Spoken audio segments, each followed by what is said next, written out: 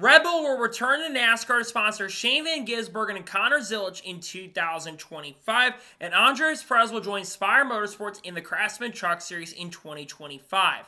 What's going on, guys? It's Daniel, and welcome back to our video. We got some NASCAR and other motorsports stories discussed here today on the channel. Let's go ahead and just jump straight into this really quickly. We're first going to take a look at a ton of paint schemes that have been revealed over the course of the last couple days. Let's go ahead and just jump straight into them. The first paint scheme we're taking a look at is Zane Smith's 2025 Bennett Bone scheme that we'll see in 3 races in 2025. Not much change from 2024. The only change is the number because, of course, they sponsored a 34 car for Michael McDowell last year. The car looks solid, though. Looking forward to see on the racetrack this year. The next paint scheme we're taking a look at is Ryan Preece and Brad Keselowski's 2025 Solomon Plumbing schemes that we'll see in select races in 2025. There's not much change from 2024. It's a little bit different gold look, it looks like to me, so it's okay. We'll see what they can do in this scheme. The next paint scheme we're taking a look at is Cesar Baccarolla's 2025 Mongoose Power Solution scheme that we'll see in quite a few races in 2025. This also will be the sponsor for Cesar Baccarolla at Daytona. This car is interesting to me. Really cool to see the Mongoose is stepping up to sponsor Alpha Prime. I think they sponsored him in 2024. It does look okay. The next paint scheme we're taking a look at is Chase Elliott's 2025 Kelly Blue Book scheme that we'll see in 2 races in 2025 at Nashville and Kansas in the fall. Really not much change from 2024. I've never been a big fan of the Kelly Blue Book scheme since it kind of went to this different color. I'm just not a big fan of this one. We'll see what Chase Elliott can do this year. The next paint scheme we're taking a look at is Mason Maggio's 2025 Fritz scheme that we'll see in 2 races this year. Scheme looks okay in my opinion. I think that Joey Gates Motorsports did okay on this one. We'll see what Mason Maggio can do in this car. The next paint scheme we're taking a look at is Ty Gibbs' 2025 SAIA scheme that we'll see in around 8 NASCAR Cup races in 2025. This is going to be the replacement sponsor for FedEx being gone. I do gotta say, this car looks okay. It actually looks quite good for Joe Gibbs Racing Standards. I actually like the red number that they've got, and it's cool to see that a new company will be working with Joe Gibbs Racing and the team in 2025. And the final paint scheme we're taking a look at is Burt Meyer's 2025 Citrus Save scheme that we'll see in the Clash in Bowman Gray. Pretty cool. The Citrus Save will be stepping up to sponsor the Amerivet team, as of course Burt Myers will attempt to qualify for the Clash with the organization and team. I think his car does look okay, and it looks pretty good for Amerivet standards in my honest opinion. And now we're going to go ahead and jump on to the next story of today's episode as we're talking about the Texas Cup race. As the title sponsor has been revealed for the event, it is going to be called the Wharf 400. Wharf will basically translate their sponsorship from Dover and moving over to Texas Motor Speedway for 2025. It's certainly very interesting to see that Wharf is moving away from Dover to go work with Texas for the year. It's certainly interesting for sure. I do like the name for Texas Motor Speedway though. It's a very solid Cup title for the first event at that track with a new name in a very, very long time, in my honest opinion. And now we're going to go ahead and jump on to the next story in today's episode as we're talking about the Dover Cup race. As that also has a new title sponsor for the event. It's going to be called the Auto Trader Echo Park Automotive 400. So what's happening here is that the Texas Cup race and the Dover Cup race, like I've already mentioned a second ago, are trading sponsorships. So Dover got the Auto Trader Echo Park Automotive 400, which Auto Trader's mostly associated with Texas Motor Speedway in Texas over the years. So it's definitely interesting they're having a trade for the year, but I do think it's an interesting title sponsorship name for 2025. I do like the name change, all things considered. It is definitely very interesting for sure, in my honest opinion. And now we're going to go ahead and jump on to the next story of today's episode as we're talking about Jarrett. As it was confirmed early this morning that Jarrett will be returning to sponsor Junior Motorsports in 2025 once again. It will sponsor Carson Quaffle, Justin Allgaier, and Connor Zilisch. The paint schemes have been revealed. There's been some change to it. I believe their numbers are going to be white. I don't think they were white last year, I'm pretty sure. So it's cool to see that Jarrett, which has been associated with drivers like Josh Berry and Justin Allgaier over Junior Motorsports in the last year or so, they're back working with Junior Motorsports again. I really like the look at the car, and it's great to see that Jarrett is expanding their sponsorship for the year and working with not just one driver for the season, but sponsoring 3 different drivers at the team and the organization in 2025. Really exciting stuff.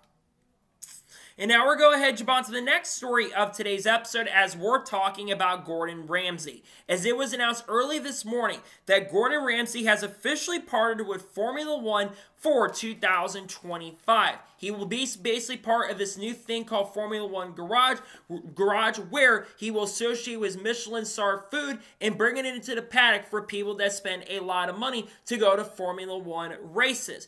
Gordon Ramsay has been at a lot of Formula One races, and we also know that Gordon Ramsay is a big fan of racing and a big fan of cars as well. If you take a look at a lot of his social media posts, he's been associated with Las Vegas and the Las Vegas Grand Prix that took place in the United States this past year, and he associates himself with quite a few major events in motorsports as a whole. So to me, this doesn't really shock me or surprise me, all things considered, that he's getting involved with Formula One. I would love to see him kind of bring his Michelin star food basically out to NASCAR down the road. Of course, he did give the command about a decade or so ago for a NASCAR Cup event, I'm pretty sure. So it's kind of cool to see that he is getting involved in Formula One in some way, shape, or form. I do like that, and pretty cool that he'll bring his food for people to try out. Really awesome and really exciting stuff overall to see, in my honest opinion.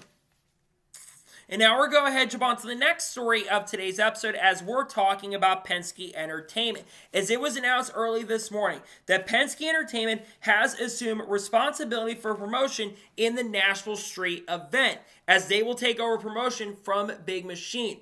Pretty much everybody that's been involved in the Big Machine Music City Grand Prix over the last 4 or 5 years is no longer a big associate for the events that's taking place in Nashville. I think David Land was the first one to actually report on this being a very likely possibility. I think about a month or so ago, I'm pretty sure, or at the end of last year, and now it's been officially confirmed.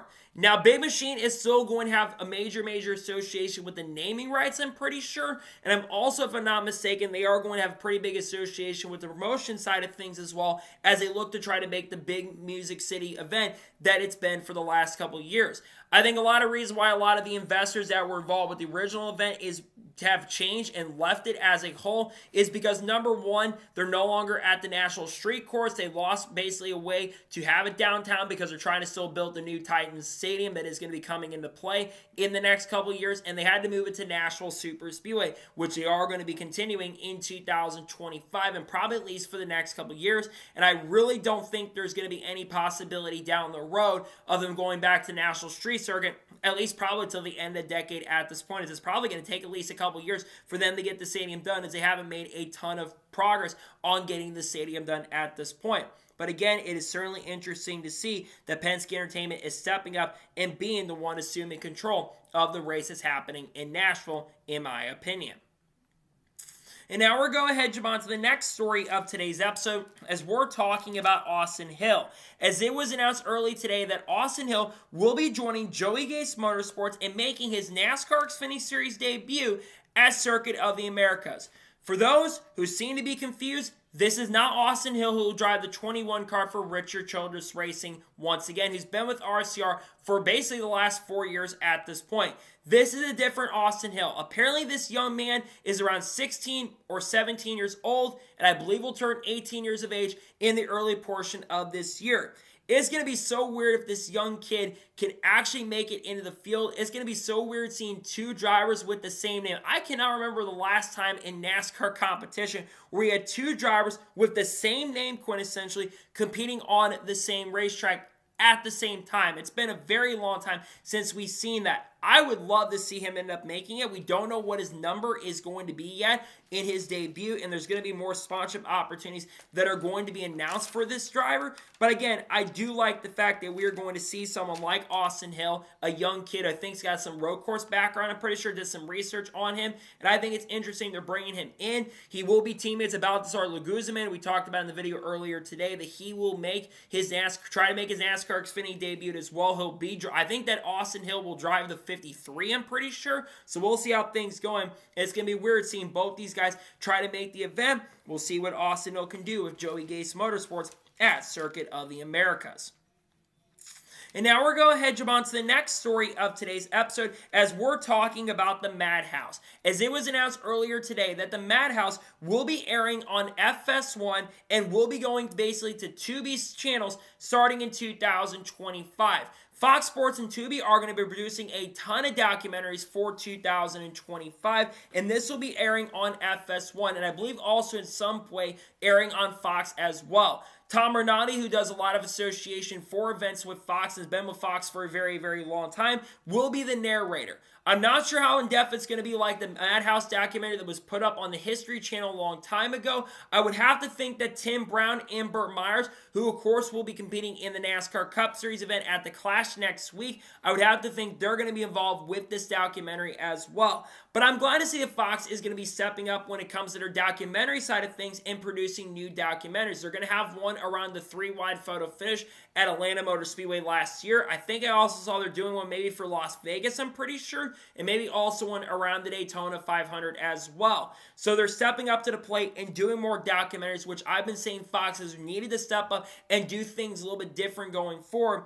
I think this is a little bit of a step in the right direction for Fox. I'm actually very intrigued to see because one thing that Fox, I think, has done actually right is when it comes to their documentaries, I think they do generally a very, very good job. So it's good to see this for sure, too, and glad to see there'll be a new documentary coming to FS1. You'll probably see people like Kyle Busch, Kyle Larson, Bubba Wallace in the event, in the show, Alex Bowman, probably Chase Sally, who's competed here, maybe Corey LaJoie as well. Who knows at this point? But again, really cool to see there's a new documentary coming in that will air on FS1 in 2025. And now we're going ahead and jump on to the next story of today's episode as we're talking about Greg Van Alst. Now, we already know that Greg Van Alst will be driving for a majority of his season with Joey Gase Motorsports in 2025 in the number 35 car, but we were never really given an official word on how many races exactly he is going to be racing in 2025.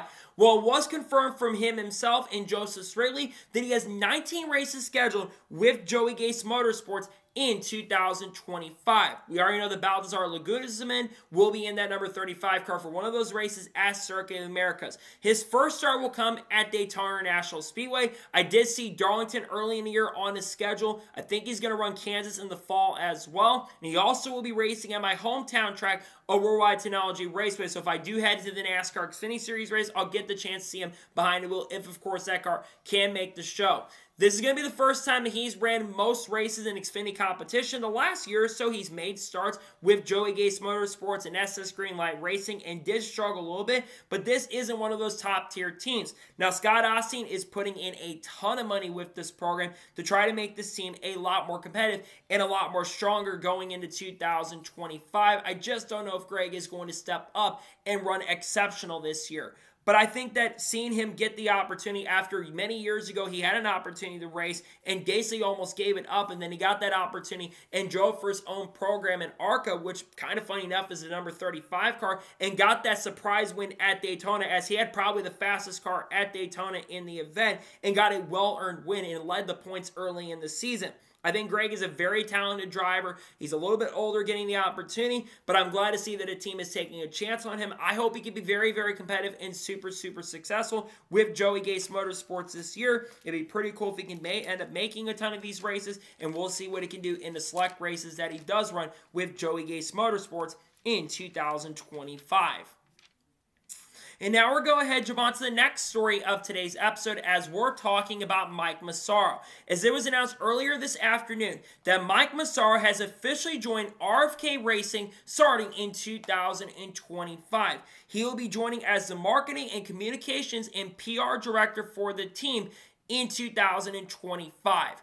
This is an absolute massive hiring. Mike Massaro, for those who do not know, and if you've been a long-time fan of the sport, Mike Massaro was a commentator for a lot of companies like ESPN. He did work with ESPN's NASCAR coverage for many, many years, and also is originally part of NASCAR and NBC when they made their comeback and return in 2015. And I believe he unfortunately ended up leaving after 2016 or 2017, though he did do some pit road work in the mid-2010s for MAV TV when they had ARCA coverage, and I think he did some live commentary and play-by-play stuff as well. Mike Massaro getting the chance to work with RFK Racing is absolutely huge. He knows how to market things. He knows how to do stuff. And one thing about RFK Racing is they know when it comes to PR, when it comes to marketing, they're one of the best teams when it comes to that. And I think Mike Massaro is going to be able to provide a lot more and be a major asset to try to grow RFK Racing to be one of those most marketable teams going into the year. And I think him working with Brad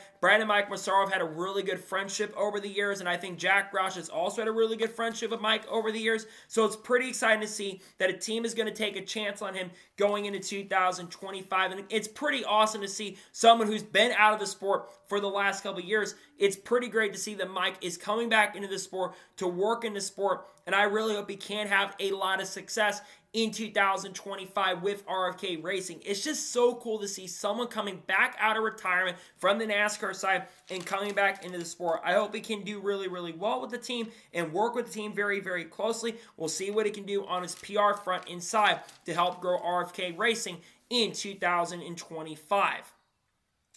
And now we're going to jump on to the next story of today's episode as we're talking about Shaq and Jimmie Johnson. Now, if you were on social media earlier this evening, you probably saw a little bit of a feud or maybe like a respect thing that was going on between Shaquille O'Neal and Jimmie Johnson. Shaq basically tweeted out, "Dang, Jimmie, 22 years trying this out. You still haven't given this up yet?" And then Jimmie Johnson responded by basically saying and calling out Shaq a little bit by saying, "Shaq, we saw what you did the last couple years of your career. You weren't really that good at the end of your time." It's kind of crazy to see that Shaquille O'Neal is kind of showing a little bit of respect in a way to Jimmie Johnson. Of course, Jimmie Johnson will be attempting to qualify for this year's Daytona 500 in 2025 with the 84 car for Legacy Motor Club, and he'll attempt to make his 22nd Daytona 500, although he will have a lot of really big competition going up against teams like Junior Motorsports in the 40 car with Justin Allgaier, same with Tricon Garage in the 56, the 91 Project 91 entry for Trackhouse with Elio Castroneves, Chandler Smith, the 66 car, Beer Motorsports, Anthony Alfredo, and there's a couple other big rides that still do need to be announced for this Daytona 500, like Corey LaJoie in the 15 car for Rick Ware Racing. It's just kind of wild to see these two guys beefing on Twitter, but I think it also shows that Shaq and Jimmie maybe in a sense respect each other in a way, and I'd have to think there maybe is going to be something around the Daytona 500. We probably are going to see Shaquille O'Neal at the Daytona 500. He did actually do DJing stuff at the NASCAR Awards ceremony last year, which I thought was really funny that they did bring him out to do some stuff for the awards ceremony. But it's pretty cool to see, which I think Shaq is still going to be associated with TNT, so maybe we're going to see him do some stuff with the TNT side of the broadcast, and maybe does some stuff at NBC as well, because we know the NBA is going to be working with NBC to this year, so it'll be interesting to see what happens there, but pretty interesting to see the Shaq and Jimmie Johnson maybe having a little bit of beef. I don't really think it's full beef, to be honest, but it's certainly interesting to see for sure, in my honest opinion. And now we're going ahead and jump on to the next story of today's episode as we're talking about the Rolex 24. Now, of course, this weekend is the Rolex 24, and there's some big NASCAR names that are going to be competing in this year's Rolex 24. Shane Van Gisbergen and Connor Zilch will drive the number 91 TF course entry, which is technically Project 91 reincarnated there. They're going to be starting in 8th position in their class.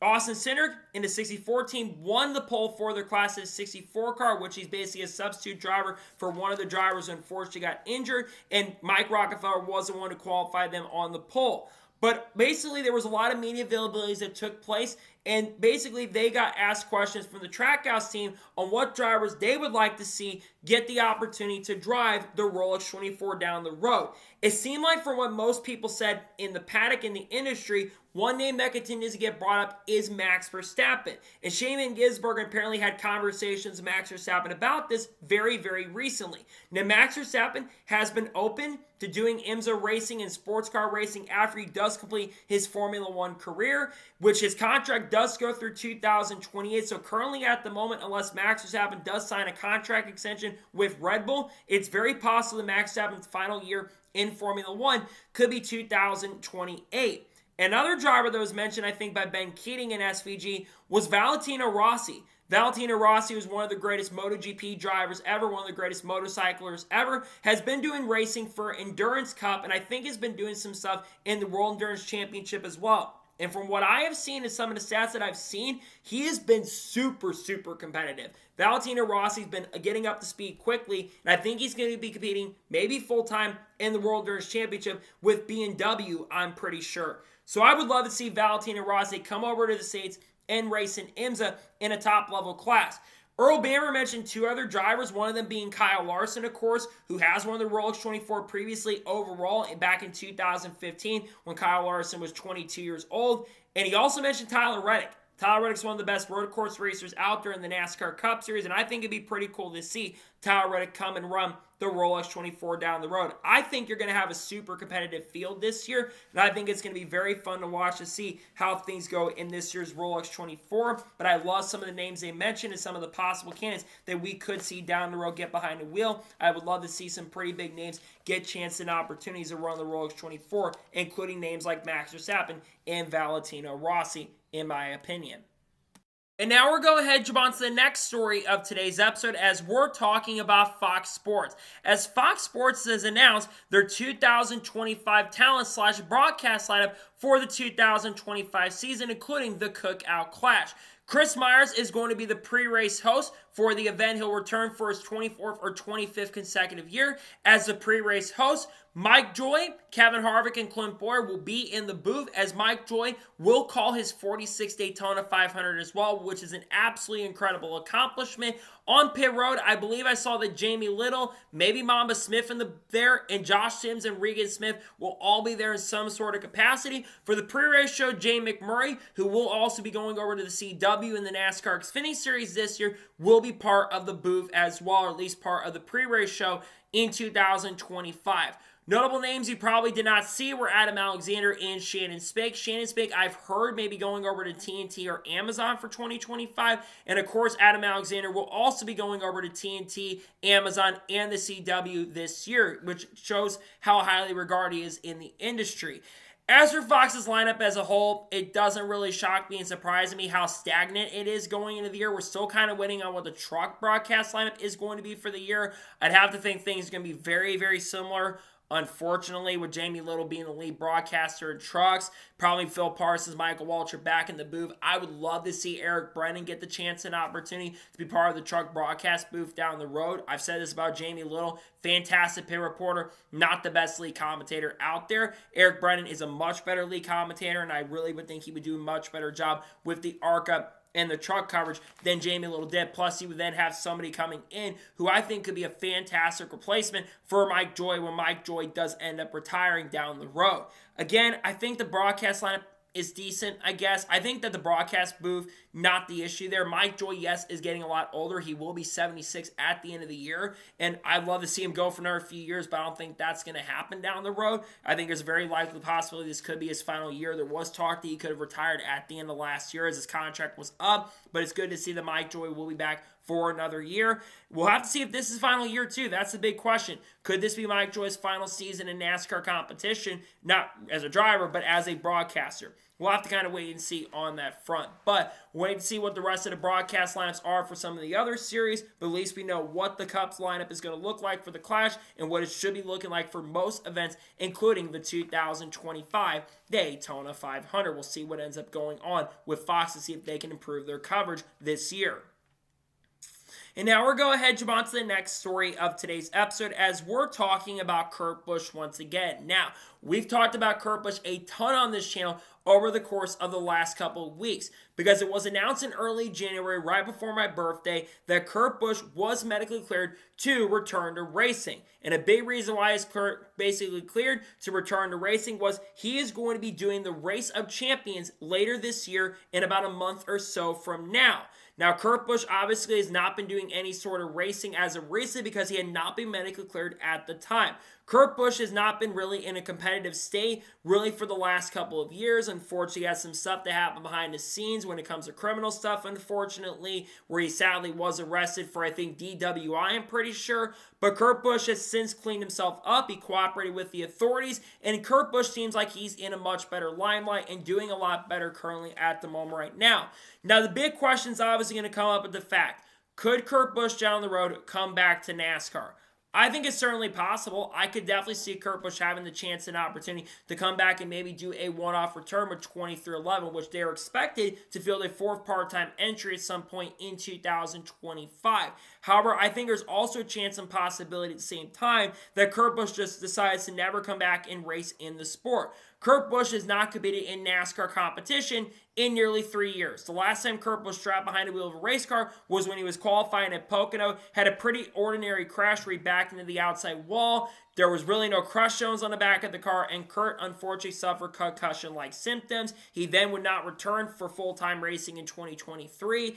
And then Kurt Busch then, unfortunately, at the end of 2023, around Daytona week, announced his retirement for full-time racing, but did not announce at the time if he was going to ever give up racing as a whole. And I think Kurt Busch would definitely live light to come back and race in the sport again, and basically he'd been medically cleared. But I'm happy to see that Kurt Busch seems to be a lot happier person. I'm very happy to see that he will get the opportunity to do the Race of Champions. He did some testing, I'm pretty sure, out of Utah, if I'm not mistaken, that was posted on his Instagram story, and I suggest going and checking that out. And I think he posted it on his Instagram page.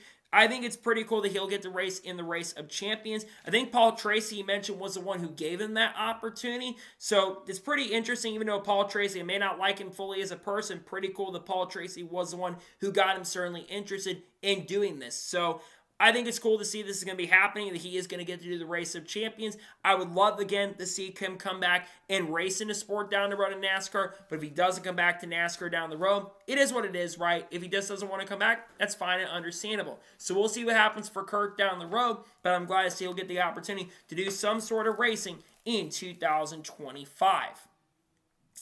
And now we're going to go ahead and jump on to the next story of today's episode, as we're talking about Front Row RFK Racing and 23XI Racing. Now, earlier this evening, the NASCAR Nostalgia page put out a very interesting tweet and Instagram post basically saying that the big cat out of the bag about the Trackhouse fourth entry they're going to run at COTA that we'll talk about near the end of this episode. But he does note and mention that it sounds like that all three of these organizations of Front Row, RFK, and 23XI Racing, it sounds like all three teams could be looking to field a fourth car in the NASCAR Cup Series in some sort of capacity in 2025.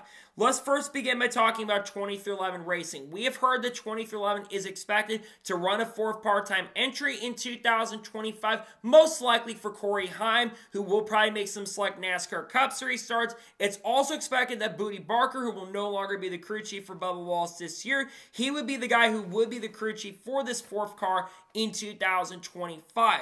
There could also be the potential possibility of drivers like Carl Evers if we're going to come out of retirement, maybe, of course, Eric Almirola, maybe Mark Truex Jr. down the road as a potential candidate, and maybe other drivers in the Toyota camp like William Swalch and Taylor Gray. That's who I think will get behind the wheel of the fourth 23XI Racing car if it does show up. Maybe even Juan Montoya as well. Next, RFK Racing. There's really only one driver that I think about fully at the moment. It's Cam Waters. I know Cam had interest of coming back and doing some NASCAR Cup competition. And we know that RFK will, of course, have 3 full-time entries, but a fourth car is certainly interesting. What are they going to call? Stage 61, Stage 62, Stage 26? Could that be a potential thing they do? Or Stage 97? That could certainly be a possibility. If Cam Waters isn't the only driver, I look at Sheldon Creed and Sam Mayer, who are very closely aligned with Haas Factory team. Of course, going to run full-time for Haas Factory, and Haas Factory has pretty big association now with RFK Racing. So I'm thinking that would be the likely possibility for those two drivers. But if Cam Waters is the driver, that's who I would think would be the main candidate for the seat at this point. Finally, Front Row. This one's certainly interesting. Front Row does have the number 36 car that they did run last year for Riley Herbst in a couple races, and also, I believe, back in 2023 as well. And I think there's only one driver that really comes to mind, and that is Chandler Smith. I had heard that Front Row was looking to run a fourth car in this year's Daytona 500 a couple weeks ago for Chandler Smith, but Chandler Smith has taken the opportunity to go over and drive the number 66 car for NBM Motorsports. Had Chandler Smith not gone over to NBM and Mike Wallace had been approved, I do think there would have been an opportunity here to see this potential come through. I really, really hope that we get to see more cars on the track. And I think one of the reasons why we're seeing more cars enter racetracks on a week-by-week basis is because, one, we're in year 4 of the next-gen era. And basically, teams can sell some of these parts that they have extra, which they do have extra parts at this point that are becoming obsolete. And they could put on these fourth cars, but also chassis are starting to get, I think, a little bit cheaper as well on the next-gen cars. I think that's one big reason why you're starting to see more teams open to running third cars and even fourth cars as well. And I think you're going to see more teams do this as time goes on.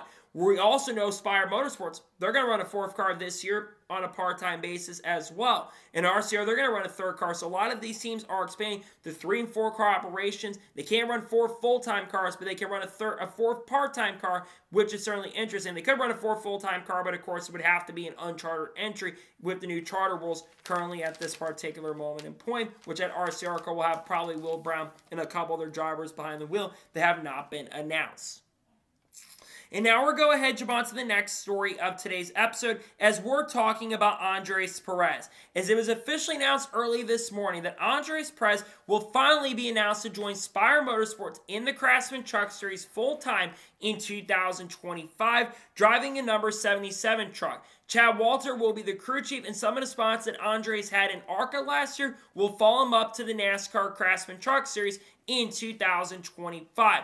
This has been one of the worst kept secrets in the garage over the course of the last few months. I had heard some talk about us all the way back to the middle of the summer, or basically near the end of the summer, going into August and September, after it was confirmed that Chase Brady would not be back with this program. His name mentioned as the front runner for the seat, and with Rev Racing no longer being around, they really were going to have to go to the number 77 truck for the year. Andres Perez last year competed full-time in ARCA and had a pretty solid season. He did not pick up a win, but he had quite a few top fives and multiple runner-up finishes and led some last, I think, 26 or 27 laps, and also had a ton of top tens. And ultimately, he did win the ARCA championship. However, like I mentioned, there were no full-time drivers that went to victory lane throughout 2024. Most of the wins came from 2 drivers, William Sawalich and Connor Zilch. But there were a lot of times throughout there that Andres, well, he never really was up front with those 2 most of the year. There were times where Andres probably should have gotten a couple wins because I feel like he kind of got robbed of a few victories over the course of the last couple years. He made a few starts in the Craftsman Truck Series in 2024. He did make his Truck Series debut at Worldwide Technology Raceway, where he actually ran very, very well and finished in 9th place in his debut with Spire. He made a second start with Roper Racing, which had association with Rev, and of course with Spire, and he struggled a bit and ran near the back of the pack most of the evening because the 04 truck was really not up to snuff and up to par. So what are the expectations for Andres Perez going into 2025? Realistically, I think he will be a playoff threat. I don't know if he will fully make the playoffs at this point, but I would have to think that he will be a major threat to make the playoffs this year. He's going to be in that kind of area where drivers like Ben Rhodes are, Matt Crafton is probably going to be, Gio Ruggiero is probably going to be, Connor Mosack will probably be, Tony Breidinger will be. He'll probably be in that middle pack. I look going into this year at the drivers that are going to be the top of the class. Corey Heim, Chandler Smith, Lane Riggs, Grant Enfinger again, Daniel Hemrick, Roger Carruth, you name it. Those are the guys that I think are going to be at top of the class in 2025, and they'll be kind of in that middle pack of the group who I think has a good chance to make, and Ty Majeski a top group as well, but I think he'll be in that middle group going into the year. So I think he will compete for some wins. I don't think he'll fully win this year, but I think he'll be very, very competitive. So now the big question is, what happens to the All-Star truck? Because there's going to be an All-Star truck on the track. We know that Corey Day, who will be going and running 8 races with the number 7 truck this year. We do expect that Kyle Busch will be behind the wheel. Sammy Smith is expected to be behind the wheel. We've heard Brendan Butter, being Queen's name, mentioned as a possible candidate to make a few starts in 2025. And we also do expect as well other drivers like Michael McDowell and Carson Hocevar. And I've also heard Kaz Grall's name mentioned as a really major candidate and a pretty big possible candidate to get behind the wheel of that car in 2025 as well. And there's also going to be the 07 truck, which will pretty much be the same thing at this point. I love seeing Andre Stowe move up. There's a lot of drivers from ARCA that are moving up this year. Tony Breidinger moving up. Gio Ruggiero moving up this year. Ryan Relay's making a few starts this year with the team. You've got Cody Dennison making a couple starts with Ray Hume. He's got a controversial sponsor, though. And then, of course, you do have like people like Cleus Mavaro going to ARCA, which is really exciting to see. And you've got a lot of really good people moving into certain positions. So it's exciting stuff for sure, nonetheless, and really great opportunity. And I really hope Andres can really seal the deal and do really good with the program, though I do think he's got really nothing to worry about. I think Andres will be super fast and super competitive with Spire Motorsports in the Craftsman Truck Series in 2025 as the organization continues to grow and develop their program. And now we're going to jump onto the first of two major stories in today's episode as we're talking about Hendrick Motorsports. As it was officially confirmed early this morning by Shaq and Jimmie, who was on Sirius XM NASCAR radio, that the Hendrick Motorsports number 17 All-Star car that ran the Xfinity Series over the last 3 seasons will once again return in 2025. So the number 17 car will be coming back. Shaq and Alst did not confirm, however, how many races exactly the car will show up. They're going to be focusing on running probably near the beginning of the year to the middle of the year in 2025, with the number of races to be announced and the drivers to be announced at this point. This is not shocking and surprising. The number 17 car is coming back. This car has ran for the last 3 years from 2022 to 2024. And for 2022 and 2023, the drivers they had behind the wheel, they did not end up winning races. But in 2024, the number 17 Hendrick car went to victory lane with Kyle Larson as Circuit of the Americas, and it went to victory lane with Chase Elliott as Charlotte, and did win the Xfinity race as Charlotte, holding off a hard-charging Kyle Busch and a couple other hard-charging drivers like Noah Gragson near the end of the event and Justin Allgaier as well. So which drivers will be behind the wheel? Well, I do expect all 4 current Hendrick Motorsports drivers of Kyle Larson, Chase Elliott, William Byron, Alex Bowman to get behind the wheel. I would not be surprised if Larson only makes a few starts in that car, as Larson, of course, will be looking to win his second Cup Series championship. I look for him to run some of the more in-depth races like Chicago, perhaps, and maybe Mexico City as well. Chase Elliott will probably make around 2 or 3 starts behind the wheel of this car as well. He was the other driver that went to victory lane. It would be interesting if he got the most starts behind the wheel of this, but I do think that he'll make some starts. William Byron made the most starts of any driver last year in the HendrickCars.com Chevrolet, and he actually didn't do that great, if I'm going to be honest. He had some decent runs in the car, but outside of Phoenix early in the year and Pocono, he just never really was great. And Alex Bowman, I don't even really think he really made a start in this car, and I think the 1 or 2 starts he made, he really struggled quite a bit. So I think all 4 of these guys get behind the wheel. I think Larson probably wins in this car, and probably Chase Elliott too, and Byron and Bowman I think will be good. And then I do expect some other drivers to get behind the wheel of this car throughout the year. There is a possibility that Boris Said may come out of retirement and do another start like he did in 2024 at Sonoma. Boris really did struggle, unfortunately, at Sonoma last year, but I would love to see Boris Said maybe make a one-off and run his final race in his NASCAR career with Hendrick Motorsports. And I do think that Corey Day, we know he's going to be driving for Hendrick in the Xfinity Series. I would think he'll get most of the starts behind the wheel. So I think you're going to see the number 17 car in majority of races in 2025 in Xfinity competition. Hendrick has not ran full-time in Xfinity competition since like the mid to late 2010s, I'm pretty sure, 2009s. In 2000s, I think, like maybe mid-2000 when Kyle Busch was over there. They did run part-time with Tony Stewart in 2009 at Daytona where they won. So I certainly think you're going to see this car a lot more. It's been pretty cool seeing Hendrick bring back their program over the course of the last couple of years. I love seeing this team show up, and I think it's been a very good team to show up on the racetrack, and I think they're going to continue winning races in Xfinity just like they've done in Cup, where they're getting close to 350 wins. I think they're like 320 wins in Cup competition at this point, and I know they want to reach 400 wins across the board in all 3 series. It'd be very interesting down the road, and maybe Hendrick does open up a truck series program again like they did many years ago. It's been a while since they opened up their truck program, but then again, they're really closely aligned with Spire Motorsports, so I do think Spire will very, very likely be the truck program for Hendrick down the road, as I think Hendrick could have incorporated in decently years, even though Andretti is very closely aligned with that, and the TWG Global Group is very closely aligned with that team currently at the moment as well. So I think it's going to be interesting to see how this team ends up doing in 2025. Again, I think Corey Day is going to drive most of his races with this one, because we know he's going to run a truck race with Spire. He's got got 4 races with Spire and ARCA. So he's got 18 races across the board. So probably 10 or 11 Xfinity races and probably a ton of Trans Am races as well, as he will be transitioned toward a full-time stint, which I think in 2026, we look for this car to go full-time, either with Raja Karuf, who I think will be with the program, either Junior Motorsports or Hendrick. I think it's going to be very interesting to see what ends up happening in regards to the Hendrick number 17 car, but the Hendrick Motorsports organization and team will be back in Xfinity Series competition, it looks like, which is really exciting to see for sure, and great to see the Hendrick Motorsports number 17 car will come back. We'll see what they end up doing. We'll see what drivers they have behind the wheel, and we'll see how truly competitive they can be this year, which I think they will be competitive. And if you're a Hendrick Motorsports fan, I wouldn't be worried about this team performing at all headed into the 2025 NASCAR Xfinity season, especially the Cup program too.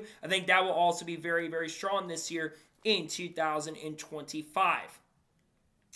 And now we're going ahead to jump on to the final major story of today's episode, as we're talking about Red Bull. Now, I did video covering this on the channel yesterday, but it was shockingly announced that Red Bull will be joining Trackhouse Racing and sponsoring Trackhouse Racing in 2025.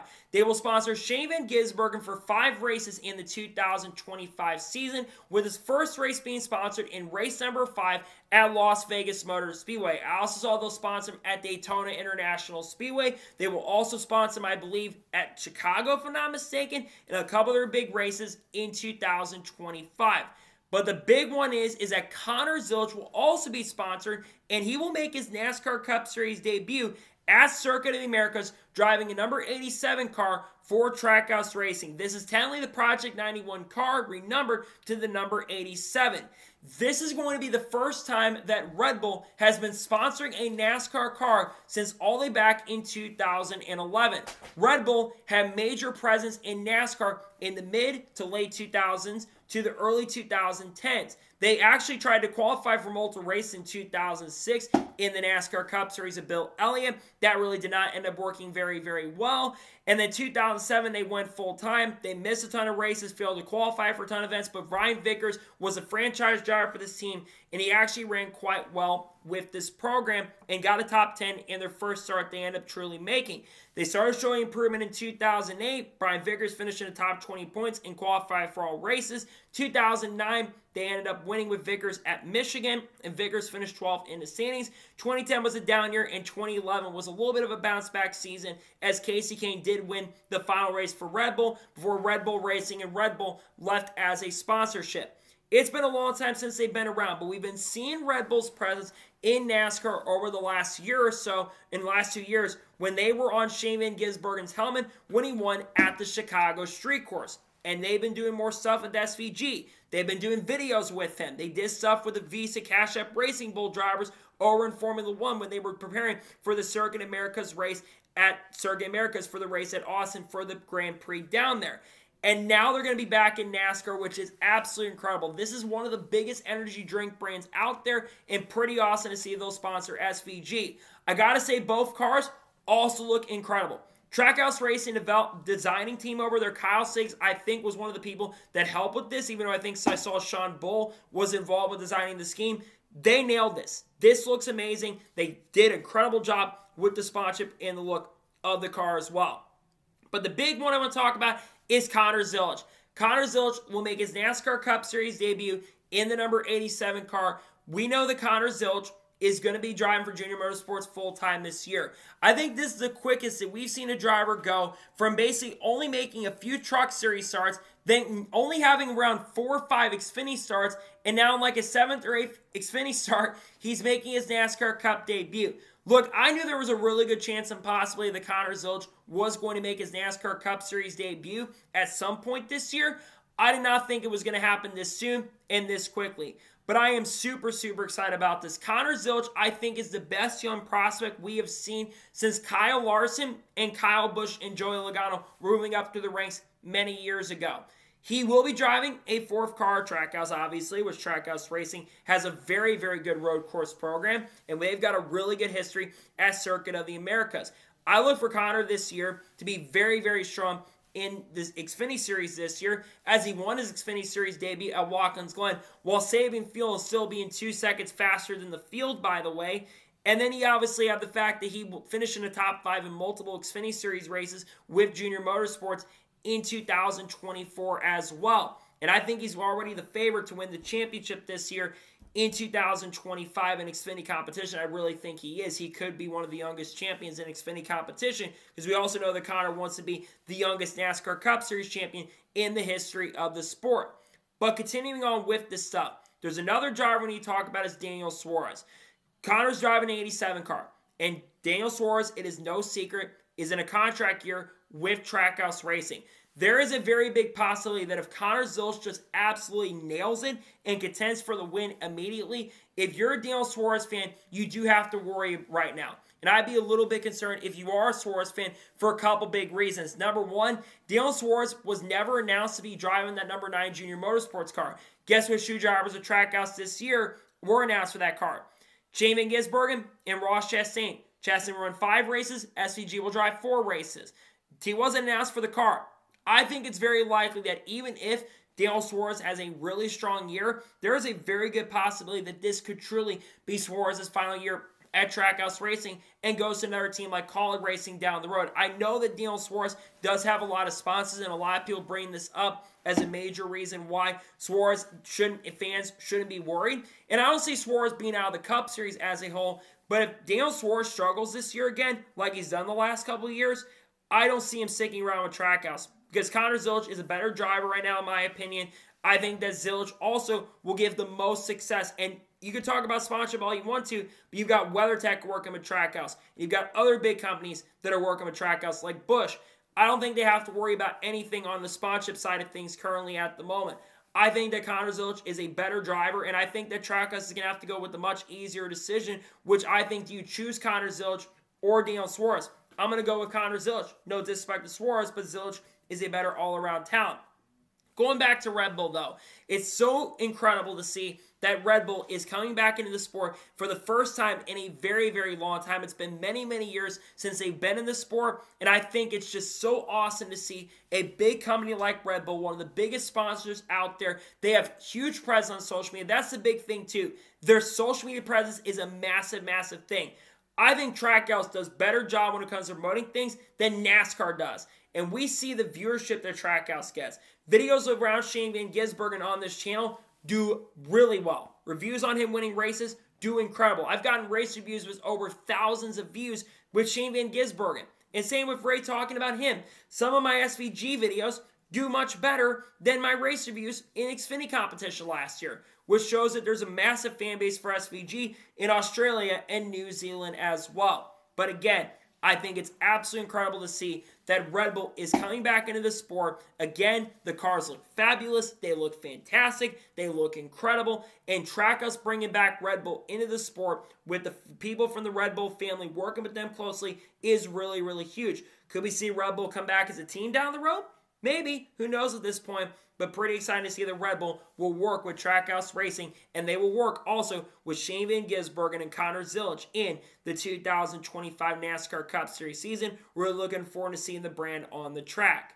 So that is going to be today's NASCAR news and motorsports news episode. I want to thank you guys for watching. Please subscribe to the channel, notifications on, so if I win a video, it does go live on my channel. Follow me on Twitter, Facebook, and Instagram, and support me on Patreon as well. Let's go more of that and comment your thoughts below on today's episode. How excited are you to see Red Bull back in the sport? Let me know your thoughts in the comments below. And what are your thoughts about Hendrick returning to Xfinity this year? Let me know your thoughts in the comments below.